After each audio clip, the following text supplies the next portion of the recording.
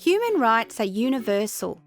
What this means is everyone in the world has equal rights to things like freedom from discrimination, slavery, torture, and the right to education, employment, to express their opinions and have freedom of movement. After the horrors of the Second World War, the United Nations wrote a Declaration of Human Rights to help the world become a fairer and safer place for all. Most of the countries in the world are members of the United Nations and have made a public declaration to work towards everyone having equal rights. But in reality, not everyone is treated as if they have equal human rights. For example, throughout history, girls and women have not had the same rights as boys and men. This lack of equality is one of the main drivers of male violence against girls and women.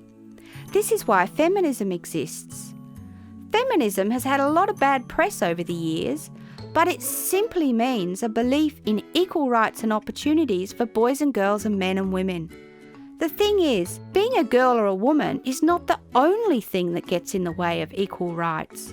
Skin colour, culture, sexuality, gender diversity, age and disability can be some of the additional barriers to your human rights being recognised and respected.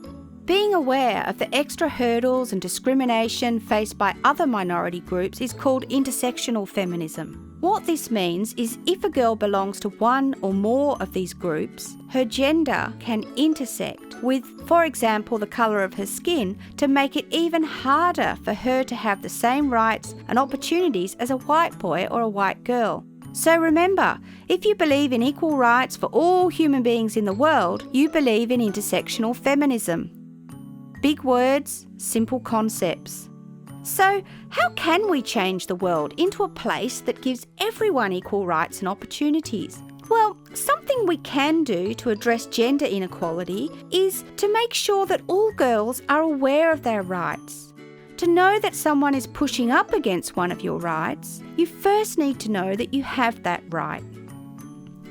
One way to understand how we learn about our rights is to imagine that the world is like a big, beautiful ocean. There are lots of colourful, friendly fish and dolphins in this ocean, and there are also sharks. You don't have to go looking for sharks to have them in your life. You can just be swimming around, minding your own business, and because there are a lot of them, you will bump into sharks. A shark becomes a shark when they choose to repeatedly use shark-like behaviours. So, what are shark-like behaviours? Well, these are behaviours that bang up against the rights of another person. Sharks can change into harmless dolphins if they recognise and respect the rights of others and choose to stop using shark-like behaviours. People of all genders can use shark-like behaviours, but like we saw in the statistics, girls and women are most in danger of being hurt by a man who has been shown and believes that he has more rights than girls do. Like the right to expect a girl to do whatever he wants. So how do girls learn about their rights and develop a strong shark cage with an alarm that tells them when someone is pushing up against a right? The thing is, we aren't born with shark cages. We all come into the world without a shark cage of human rights. Our caregivers, school communities, society, our leaders, and everyone we come in contact with when we are young contributes to the type of shark cage that is built for us. Each bar in the shark cage acts as a basic human right or a boundary. If we are taught that it's not okay for people to call us names, that's one bar that goes in our shark cage. If we are taught in words and actions that it's not okay for people to touch us in ways that make us uncomfortable, that's another bar that goes in our shark cage. Once the bars are in place, sharks bang up against them and can find it harder to get close enough to take a bite and hurt us. When we have a strong shark cage, our body and emotions work together to create a shark cage alarm. This is like our gut instinct or intuition sending us a warning. This warning can help us decide not to have any more contact with a person, or maybe just to limit our contact and not let them get too close. Sometimes we might not be able to get away or avoid the person, and we can feel really trapped. This is where it's very important to talk to a trusted adult or professional about what is happening so they can help us to be safe. It's also really important to know that you are never to blame for a shark's behaviour towards you. Only the shark is responsible for their actions, and sometimes it's not possible to avoid being bitten. Not everyone has been lucky enough to have had a really strong shark cage built for them when they were young. This might be because we had someone in our childhood who was hurting us.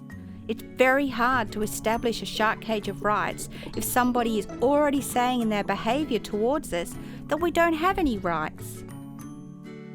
Some of us might have had caregivers who never had a strong shark cage themselves, so they didn't know how to help us to build one. Most of us have shark cages with missing bars that need some work. But the really good news is you're not stuck with the shark cage that was built for you when you were young. You can renovate your shark cage at any time. You just need the right support and tools. You can work out what bars you already have in your shark cage and what bars might need strengthening or adding. You can do work on your alarm system and put together a treasure chest of tools like healthy coping and self-care strategies. Your treasure chest can help you with your shark cage renovations and the ongoing maintenance work that's needed to keep your sense of human rights and self-worth strong.